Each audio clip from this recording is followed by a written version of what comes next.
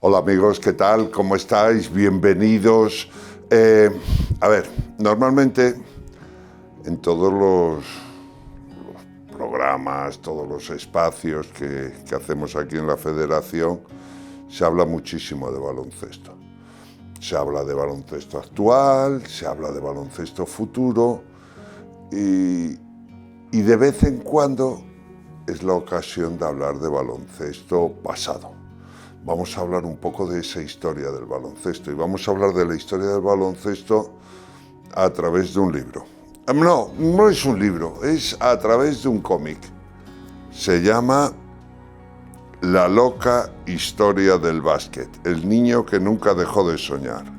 Andrés Jiménez Jimmix, compañero mío, persona a la que quiero un montón, un innovador del baloncesto, un adelantado a su época, y sobre todo, una persona a la que nos une muchísimas cosas, muchísimas vivencias, muchísimo camino hecho, y que ese camino está plasmado aquí, y cosas que nunca nos podíamos imaginar, y que vivía él constantemente, y que hemos aprendido a través de este libro. Es por esto que me parece que, además hecho en formato cómic, con dibujos suyos, que me parece que es totalmente innovador y que, bueno, que merece la pena leerse.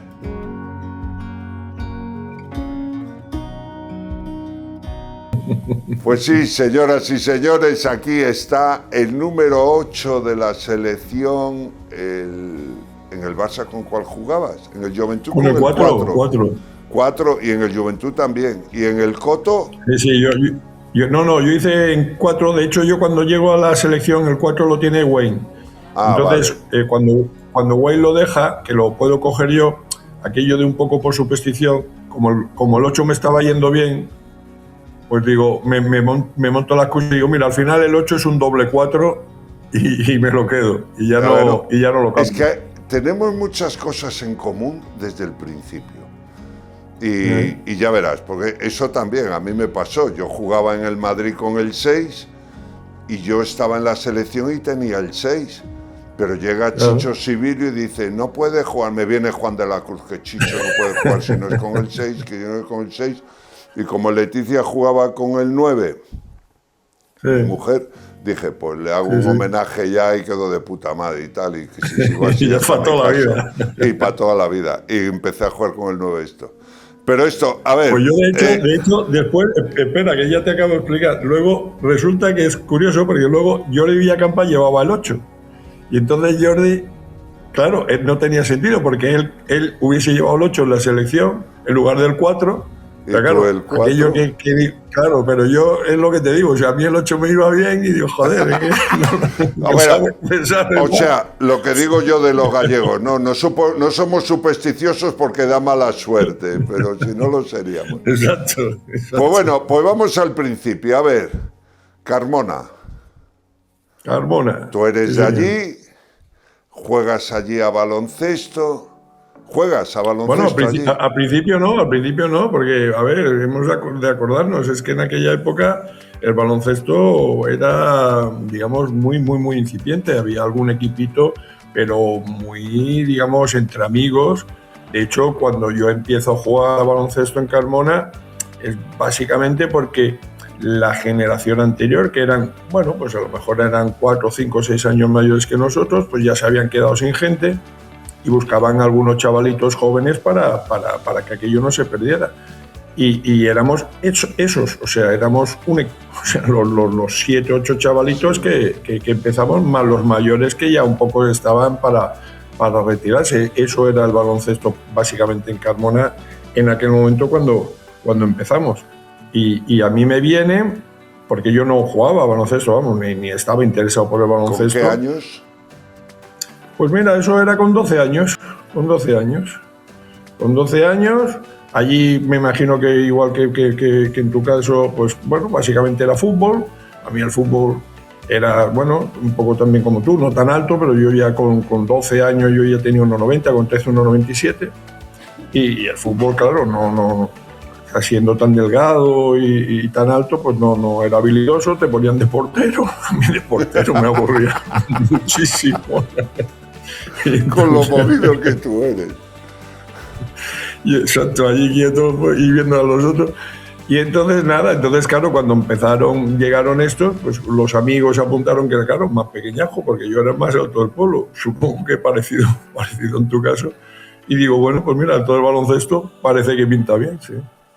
Y estando entrenando y jugando, ¿te llaman de la federación para una operación altura? No, en mi caso no. En mi caso, quiero decir, bueno, ahí entonces ahí me interesó, entonces ahí empiezo a ver, bueno, ya como claro, con los amigos, bueno, estamos en el baloncesto, teóricamente, claro, jugamos el baloncesto. Yo empiezo a ver el baloncesto por la tele, porque hasta entonces la verdad no me había interesado.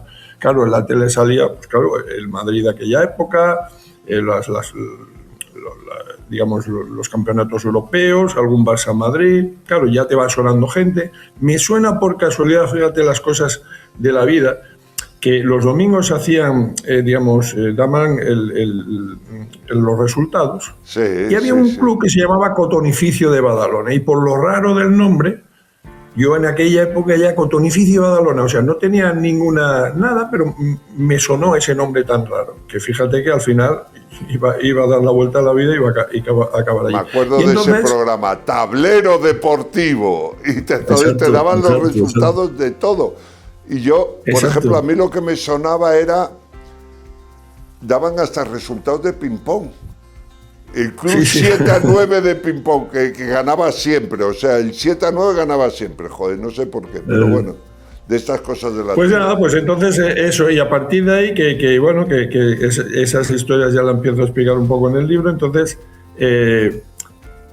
aparece esos anuncios que hacía la Federación Española de Baloncesto en aquella época de las operaciones altura, que yo todavía tengo hasta el cartel original que me dieron allí en Cáceres. Y entonces, yo le escribí de hecho sin que mis padres lo supieran, porque la verdad es que yo no pensé nunca en la vida que a mí me iban a llamar para nada de eso.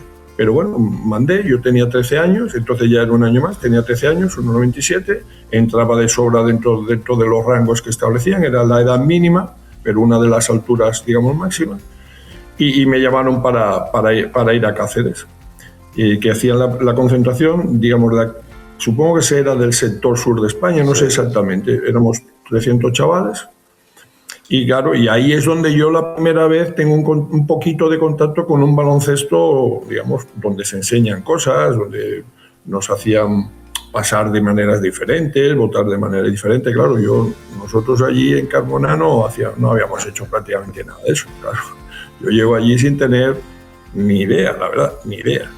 Y como explico también un poco, intentando encontrar unas zapatillas un poco dignas, porque en aquel momento, y tú lo sabes de siempre, o sea, yo debía de estar ya en un 47, un 48, encontrar un 47, un 48, por lo menos en la zona mía de Carmona, era tarea imposible, o sea, imposible. Entonces tenías que ir con zapatos que estaban pequeños, en fin.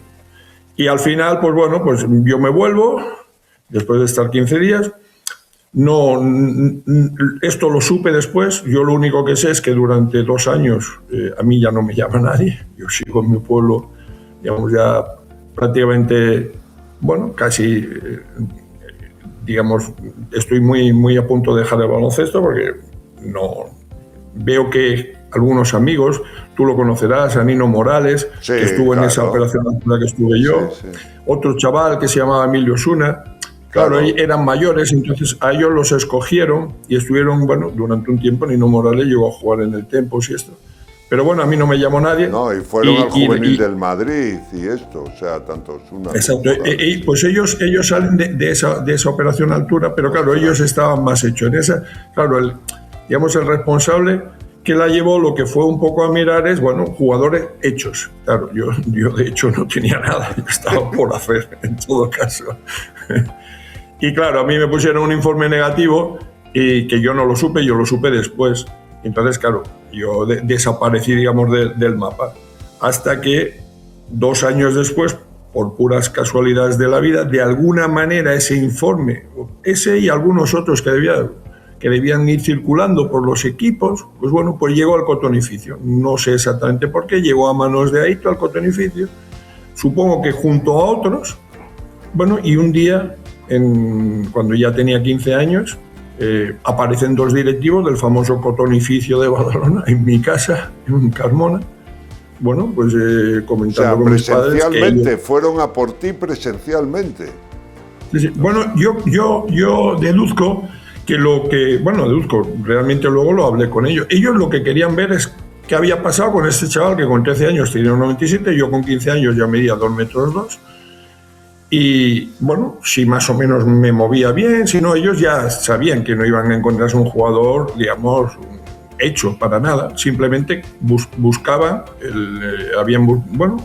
empezaron a pensar con el hecho de hacer cantera, porque era un club, en este caso, pues bastante modesto. Entonces, en lugar de poder fichar a los jugadores, pues lo que su planteamiento era, vamos a fichar posibles promesas para hacer jugadores. Bueno, y caí en ese momento en un club que me fue ideal.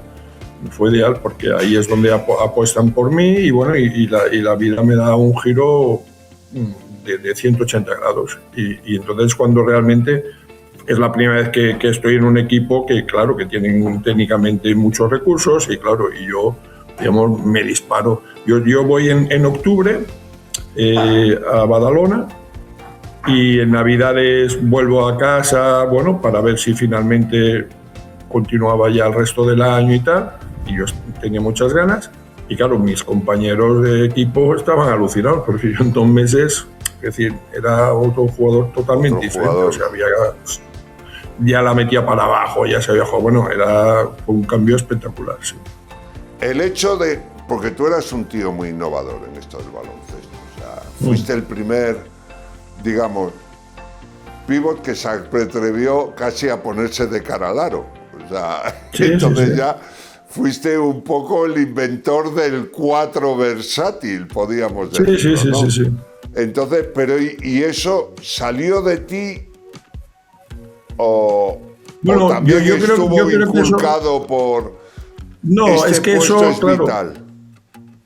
Yo es que eso, las cosas van un poco surgiendo. Entonces, mira, yo lo que yo recuerdo es que, a mí, por ejemplo, yo recuerdo, para que veas las cosas, yo estaba jugando en el coto de 5. A mí siempre, desde pequeño, desde que empecé, a mí me hacía ilusión sacar el contraataque. Y yo tenía orden ya sí, me hacía ilusión. O sea, al menos coger el rebote y dar 2 o 3 botecicos. O sea, siempre me gustaba eso de sacar, coño, pues a lo mejor 2 o 3 botecicos y pasársela al base. Bueno, pues aunque tú te creas que no, a mí Aito tenía prohibido que el 5 diera un bote. Una vez sí, cogió, no nos dejaban bajar el balón de aquí, era imposible, o sea. Y yo cada vez que podía, por lo menos el bote lo hacía, aunque me ganara la bronca. Pero, joder, claro, yo decía, pero si yo sé botar, puñeta, que no me van a quitar el balón. Bueno, entonces ya tenía eso. Entonces, yo recuerdo, porque claro, yo empiezo jugando de 5-5, o sea, de 5-5. Entonces, yo después, el segundo año, fichamos a un jugador que era muy buen jugador, que se llama Jack Schroeder, que era ya un 4 abierto. Entonces yo hacía técnica individual con él porque me gustaba mucho cómo jugaba. Él se giraba, él se ponía de cara a canasta y yo después de los entrenamientos me quedaba y entonces aprendía esos movimientos por primera vez porque a mí me gustaba mucho esa posibilidad de no estar solo con movimientos de espalda, sino no ser grúa, sino ser jugador. No, bueno, cada cosa tiene, pero claro, yo sabía que mi fuerte físicamente, o sea mi fuerte era mi rapidez y mi movilidad, porque yo no podía ser por ejemplo, como Fernando Martín, un tío, o por ejemplo no era tan grande como tú, que imponía tanto. Yo mi recurso era la movilidad y el moverme rápido, el contraataque. Bueno, pues entonces yo veía jugadores, en este caso tuve la suerte de él que estuvo con nosotros y me adaptaba. Por ejemplo, estuvo también Brian Jackson con nosotros. Sí. Claro, yo desgraciadamente no tenía su tiro, que era espectacular, pero sí esos movimientos, claro. Entonces iba cogiendo eso. De alguna manera yo me imagino que, bueno, Aito por su parte pues también iba viendo que eso funcionaba, que eso iba funcionando. Y entonces ahí es cuando a él, bueno, se le ocurre empezar a jugar, pero claro, eso es una cuestión táctica de él, de empezar a jugar con 3 hombres altos, que es ahí cuando empezamos un poco la historia esta de los 3 hombres altos, que al principio, porque fíjate las cosas, nosotros en la Peña, que es cuando empezamos, Aito ficha a Kazanowski cuando, Sí. ¿recuerdas? Porque esto lo tengo en el libro. Kazanowski es el que ¿no? tira el último tiro libre cuando nosotros ganamos a Canadá, que lo tira a fallar, que es una de las anécdotas que está explicada en el libro, y que bueno, al final le sale mal la jugada y ganamos el primer partido contra Canadá, que fue el inicio de la Olimpiada. De la medalla. Y Kazanowski estuvo muy acertado en la Olimpiada, después con Canadá, pero claro, en la Peña no estuvo bien, porque Aito ficha a Kazanowski para teóricamente ser ese jugador que juega más exterior, pero Kazanowski no está jugando bien, y era Kazanowski, además era buen momentillo y era buen jugador, pero ese año en la Peña pues quedó un poco bloqueado, y entonces paso yo a ocupar ese espacio. Y bueno, y sale bien. Y quiero decir que van saliendo así las cosas, que no es una cosa que diga, no, programada. Bueno, y una vez en el Barça, entras en un equipo de leyenda para el Barça. No, como he dicho, y en este caso muchísimo menos voy a decir los éxitos que has conseguido con el Barça, porque muchos fueron contra mí, y tampoco es cuestión de hacer publicidad de la gente que me cae tan mal como este tío de aquí. Pero, al enemigo ni agua, pero al te enemigo ni agua conviertes en un que- jugador leyenda del Barça. Joder, además con un equipo de ensueño, con, no sé, un Solozábal, Epi, no sé qué tal, Sibilio. Joder. La cantidad de cosas que habrás vivido con ellos, ¿no? Hombre, yo te lo agradezco, Fernando, porque tú, bueno, en este sentido, pues tú eres exactamente igual en el tema del Madrid. Pues bueno, pues es un orgullo, ¿qué te voy a decir? O sea, el llegar y finalmente, pues bueno, pues competir a ese máximo nivel con, bueno, en esos míticos Barça-Madrid, que bueno, pues que en unos casos caían de nuestro lado. Afortunadamente, en esta primera parte nosotros tuvimos, bueno, la fortuna de nuestra parte en esa primera, digamos, inicio, esas 4 primeras temporadas, que conseguimos ganar 4 ligas ACB consecutivas, que hasta entonces, hay que decirlo, o sea, la hegemonía había sido siempre del Real Madrid, fue un tema histórico, y bueno, y esos duelos que ya te digo, bueno, tuvimos la suerte que luego se han ido balanceando, obviamente, pero que esos Barça-Madrid, que ahora se viven de una manera, pero tú lo sabes perfectamente, en aquellos momentos, o sea, es decir, había una expectación tremenda, o sea, las audiencias eran espectaculares y era súper emocionante jugar esos Barça-Madrid de aquella época, y bueno, me siento súper orgulloso de haber convivido. Que sí. A ver, Beirán, Llorente, Arcega, Marcal, Jiménez, Romay, Martín, Corbalán, Solozábal, de la Cruz, Iturriaga, Epi. Joder, ¿no te ponen los pelos de punta? Pues sí, tío. La verdad es que hicimos y mantenemos un gran equipazo en ese sentido, y la verdad es que... Y sobre pues sí, todo mantenemos, fue... porque después del tiempo nos sigue encantando. A mí me encanta verte y estar contigo y tal. Bueno, a mí tanto no. Ya hemos roto hostilidades, vamos. Bueno, mira, voy a sacar aquí la caricaturica, espera, a ver que la encuentre. Sí, señor. Sí, señor. Estamos por aquí. Bueno, y ahora vamos a hacer un umbral. Vamos a hablar de tu libro, joder. Venga, no venía a hablar de mi libro. El libro. ¿Empieza en el 84 la idea del libro? ¿O cómo? No. O sea, la génesis No. sí. Bueno, él empiezas a dibujar. Tú hiciste en el 84, además, editabas en Gigantes, ¿podía ser? No, Gigantes en el 84 todavía no estaba Nuevo Basket. Gigantes vino, me parece, 2 años después, sí. No, esto aparece, mira, el origen, o sea, el origen que yo también lo descubrí al hacerlo de la biografía, porque, bueno, por casualidad, cuando yo estaba un poco mirando mi historia y que ponía y que no ponía, es cuando, bueno, me vino y cobró importancia. Espera que te voy a enseñar el dibujo, que además lo hice con especial cariño, que es este. Ese es el kiosco de mi abuelo, ¿vale? Más o menos está simbolizado. Sí. Mi abuelo se llamaba Manuel y tenía un kiosco donde vendía dibujo, o sea, donde vendía tebeos.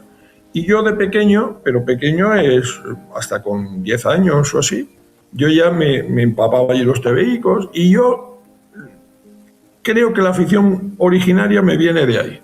porque yo estaba deseando que mis padres fueran a visitar a mis abuelos, para yo me sentaba allí y me echaba a torcer. Entonces, de ahí, bueno, voy haciendo cositas con los amigos, pero yo en mis estudios y esto no van, digamos, orientados para nada así creativo.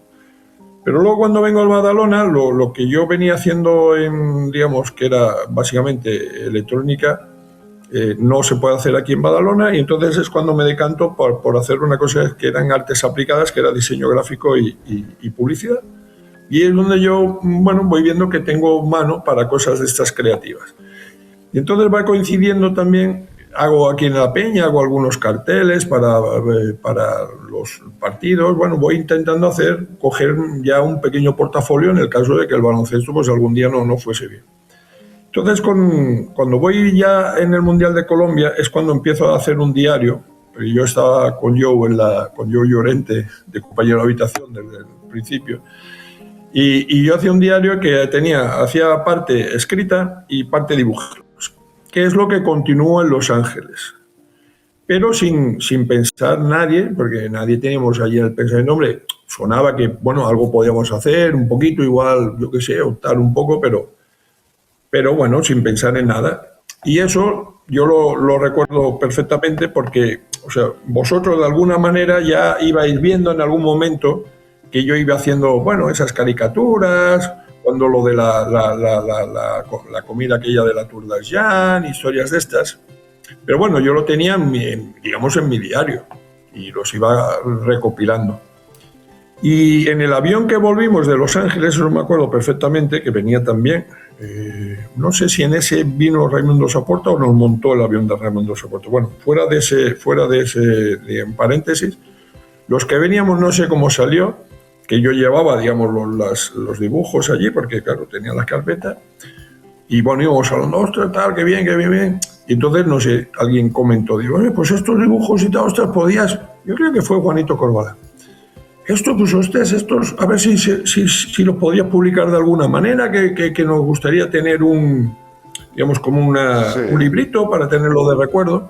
Y entonces es cuando yo hablo con Nuevo Básquet, y esa parte de la historia de la medalla, no como ha salido así, la original, en ese sentido se hizo con menos medios y estaba un poquito más justitas, con buena voluntad, o menos. Fue cuando lo que salió en una revista especial del Nuevo Básquet.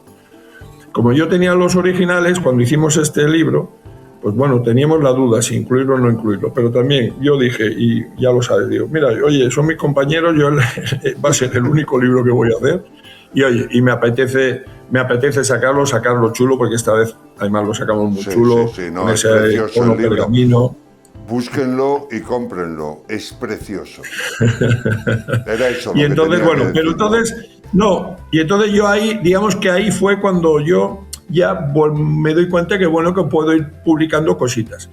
Y ahí es cuando ya colaboro con Nuevo Básquet, colaboro con otra revista que se llama NBA, voy haciendo pequeñas colaboraciones. Cuando estoy en el Barça, una de las más potentes es que Emilio Pérez de Roza, que era el director del periódico, que se llamaba El Periódico, que se sigue llamando El Periódico, él me propone hacer una tira semanal, una tira, digamos la típica tira cómica, con algo relacionado con el deporte, y yo la voy haciendo en el Barça casi durante 2 años, pero ya llega un momento que no lo puedo compaginar. Y estuve bastante tiempo, bueno, solo para algún amigo que me pedía, bueno, alguna cosita, oye, mira, que hazme un dibujo y tal.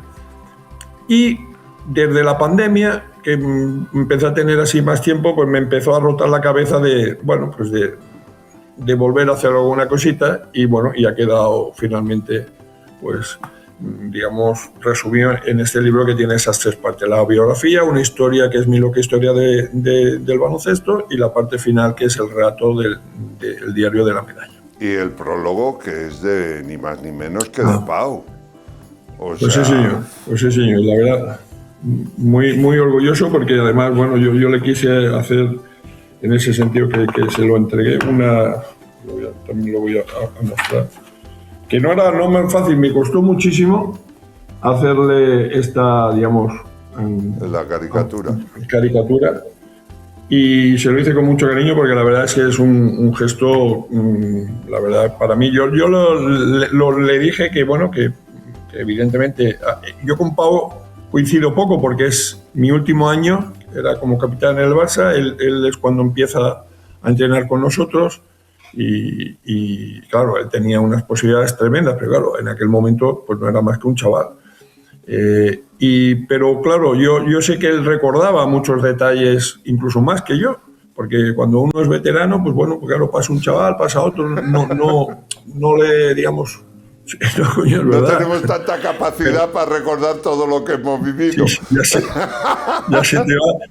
Pero no, pero es verdad, porque o sea, al final, si tú te acuerdas, tú la primera vez a lo mejor que entraste en el vestuario del Madrid, te acuerdas de muchísimas cosas que cualquiera de los veteranos que está, porque claro, es una cosa que se impacta, al menos a mí me pasó, ¿no?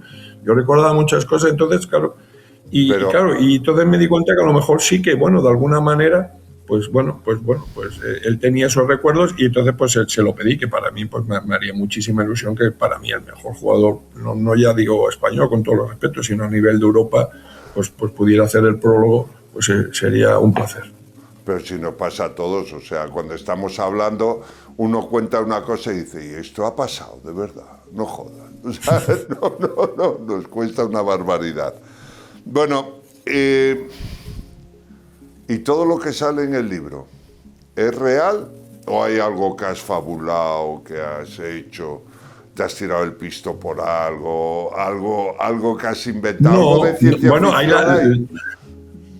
Bueno, la parte del medio es Jimmy 100%. O sea, la parte de la biografía es así. Los dibujos, pues digamos, tienen el aire así de darle un toque un poco más divertido. La parte de las anécdotas de la medalla de plata, esos son homologadas, porque tú sabes que últimamente tenemos nuestro problema porque empiezan a salir anécdotas de que se unen, que vienen de otros yo orígenes. Yo juraría que he vivido esto y te dice el resto, no, eso no ha pasado, yo que te lo juro que lo he vivido, que no ha pasado y todo ya te entran dudas. Vale, pues estas son homologadas, estas son certificadas, pero luego hay una parte que es una ida de olla completa, pero que bueno, que a mí me ha encantado y me encantó hacerla, que es mi loca historia de básquet, que eso es Gmix 100%, porque bueno, yo un poco también lo comento, ¿no? Esa parte de Jimmy, que es la parte mía creativa, a mí jugando baloncesto, y tú también lo sabes, yo siempre un tío así más introvertido, más serio y tal, pero la parte, digamos, mía más de esencia, pues es ese Jimmy. Y es esa historia, mi loca historia del baloncesto, en la cual pues, bueno, pues tiene esa teoría de que la historia no es como nos la han explicado, sino que el origen de todo lo que ha ido pasando es el baloncesto, y ahí hay una mezcla de realidad y ficción que, bueno, que a mí me parece muy divertida y que bueno, por lo menos a la gente, si lo está comprando tantos libros, porque le debe estar gustando. Bueno, ahora ya, para acabar, ya porque, joder, esto no es una píldora de esto es ya casi una biografía entera. ¿Dónde te pueden ver para que les firmes el libro? A partir de ahora. Sí. Di fechas. Fechas y lugares. Sí. ¿Dónde Mira, lo vas a presentar? Te lo agradezco. Mira, el día 12, el viernes 12, sí, en Madrid, que además estará aquí mi amigo Fernando, todos mis amigos de la selección. Ese soy yo.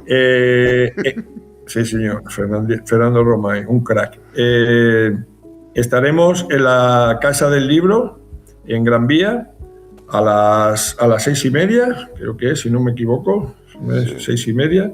Sí. Haremos una pequeña presentación, básicamente corta y divertida, y luego allí también podré firmar libros. Y el día siguiente estoy en la Feria del Libro de Madrid, que es en el No he estado nunca, me hace muchísima ilusión estar, que es en el Retiro, y voy a mirar ahora en el stand exacto que estoy, que es el stand, es que esto es un poco así, pero funciona. Bloque 21C, caseta 370. ¿De quién?